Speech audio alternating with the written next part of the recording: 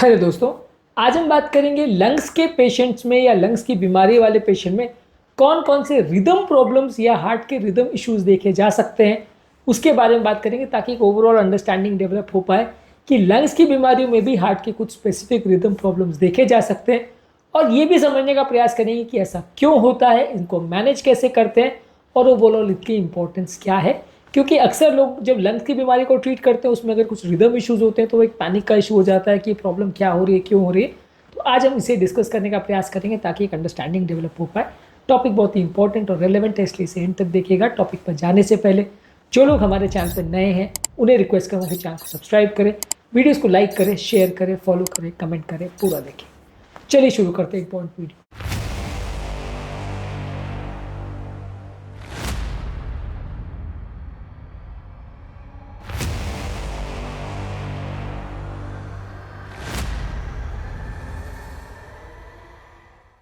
सबसे पहले यूजली अगर किसी व्यक्ति को लंग की बीमारी है तो लंग्स का डायरेक्टली और इनडायरेक्टली दोनों तरह से हार्ट पर इफेक्ट पड़ता है।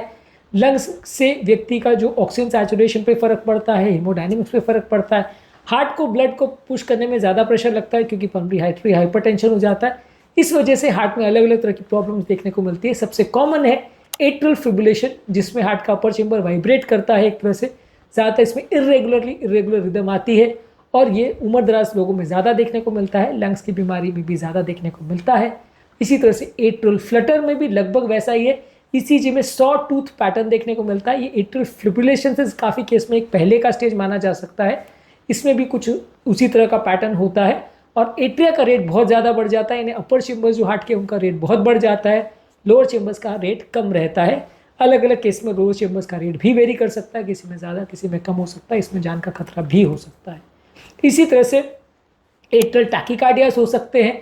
मल्टीफोकल एट्रियल टैकीकार्डिया काफ़ी केसेस में लंग्स की बीमारियों में, खासकर उन पेशेंट को जिनको डेरिफाइलिन दिया जाता है, जो लंग्स की बीमारी में काफ़ी दिया जाता है, उसमें देखने को ज़्यादा मिल सकता है।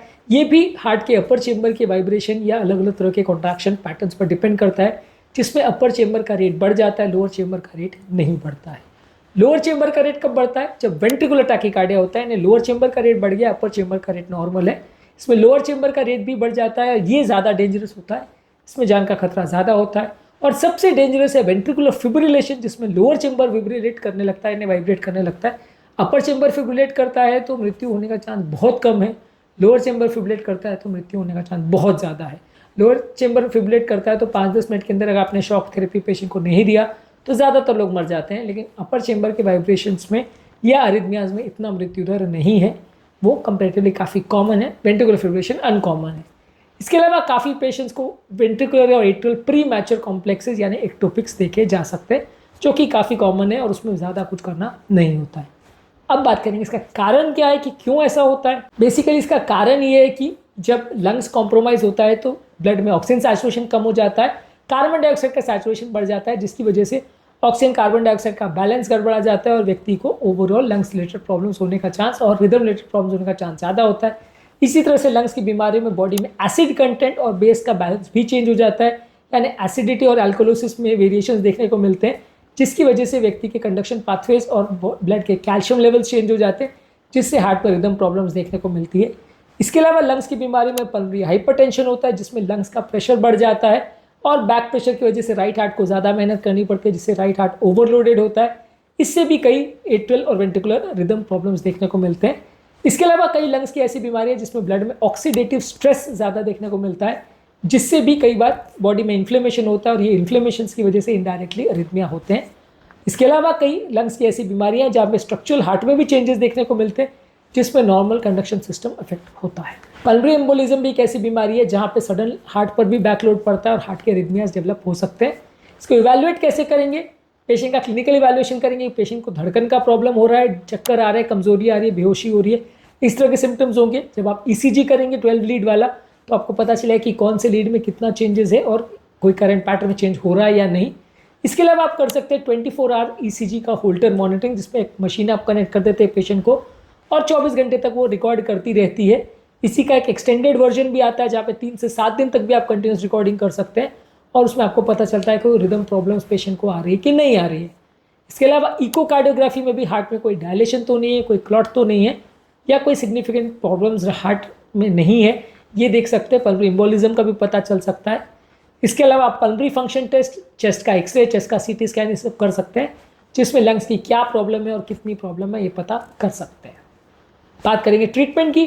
ट्रीटमेंट बेसिकली अगर लंग्स का क्या प्रॉब्लम है उसको आपको ट्रीटमेंट करना पड़ेगा। मान लीजिए ऑक्सीजन कम है तो उसको इंप्रूव करना है, कार्बन डाइऑक्साइड ज़्यादा है तो उसको कम करना है, एसिड बेस बैलेंस में प्रॉब्लम है तो उसे ठीक करना है, नलियों को डायलेट करने के लिए ब्रोंकोडायलेटर्स देना है, स्टीरॉइड्स देना है, ऑक्सीजन थेरेपी देना है, पल्मोनरी रिहैबिलिटेशन करना है। ये सारी चीज़ें इसमें आती है। तो ये सारी चीज़ों पर आपको ध्यान देना है यदि किसी व्यक्ति को अगर रिदम प्रॉब्लम्स हो रही है तो। साथ में आप रिदम प्रॉब्लम्स को जैसे मैनेज करोगे बीटा ब्लॉकर्स के साथ, हालांकि बीटा ब्लॉकर्स देने से अस्थमा बढ़ सकता है तो आपको ये ध्यान देना पड़ेगा। साथ में आप रिदम प्रॉब्लम्स को कंट्रोल करने के लिए कैल्शियम चैनल ब्लॉकर्स या अमियोडोरॉन इस तरह की मेडिसिन दे सकते हो, जो कि रिदम को कंट्रोल करने में मदद करती है। अगर लॉन्ग स्टैंडिंग रिदम प्रॉब्लम्स है तो कार्डियोवर्जन या शॉक करके, जैसे बाकी एरिथमियाज के लिए करते हैं, आप उसे नॉर्मलाइज करने का प्रयास कर सकते हैं। अगर एट्रियल फिब्रिलेशन या एट्रियल फ्लटर या वेंट्रिकुलर फिब्रिलेशन, वेंट्रिकुलर टैकीकार्डी, ये सारे जो डेंजरस रिदम्स है वो शॉक करके नॉर्मलाइज कर सकते हैं।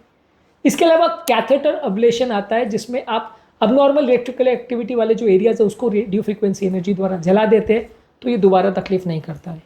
यदि किसी को कंडक्शन ब्लॉक्स है तो वहाँ पेसमेकर का प्रयोग कर सकते हैं।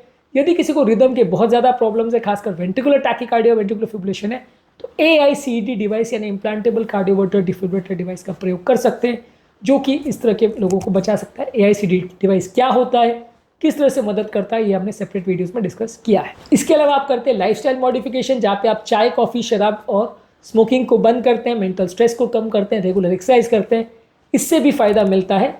अगर प्रोग्नोसिस की बात करें तो ज़्यादातर अगर रिदम प्रॉब्लम क्या है और किस तरह की और कितनी डेंजरस है उस पर डिपेंड करेगा कि व्यक्ति को कितना प्रॉब्लम आएगा। यदि माइनर प्रॉब्लम है तो दिक्कत नहीं आएगी, यदि सीरियस प्रॉब्लम है या ज़्यादा प्रॉब्लम है तो दिक्कत आएगी। किस तरह से आप उसको मैनेज करते हो, हैंडल करते हो, उस पर सब कुछ डिपेंड करेगा। इस तरह के पेशेंट्स को लेकिन रेगुलर फॉलोअप की ज़रूरत होती है। अगर एक बार प्रॉब्लम हो गया तो दोबारा भी हो सकता है, दवाइयाँ देना पड़ेगा, ECG मॉनिटरिंग करना पड़ेगा, पेशेंट एजुकेशन करना पड़ेगा, ये सारी चीज़ों पर आपको ध्यान देना पड़ेगा। पेशेंट एजुकेशन का बेसिकली पर्पज़ ये है कि क्या प्रॉब्लम है, किस तरह की प्रॉब्लम है, जान का कितना खतरा है, ये सारी चीज़ें आप पेशेंट को समझाते हो ताकि वो लॉन्ग टर्म अपनी बीमारी को बेटर वे में समझ सके और बेटर वे में मैनेज कर सके। आज के टॉपिक में हमने बात करी यदि किसी को लंग्स की बीमारी है तो हार्ट के रिदम संबंधित क्या उसको प्रॉब्लम्स हो सकती है, किस किस तरह के रिदम प्रॉब्लम्स हो सकती है और क्यों हो सकती है और कैसे आप इसको मैनेज करोगे, इस बारे में बात करी। उम्मीद करूँगा कि आज के टॉपिक में कुछ नया जानने को मिला होगा।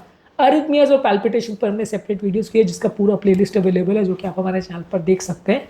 टॉपिक एंड करने से पहले जो लोग हमारे चैनल पर नए हैं उन्हें रिक्वेस्ट करूँगा कि चैनल को सब्सक्राइब करें, वीडियोज़ को लाइक करें, शेयर करें, फॉलो करें, कमेंट करें, पूरा देखें, क्योंकि इस तरह का यूजफुल कंटेंट हम आपके लिए लाते रहते हैं।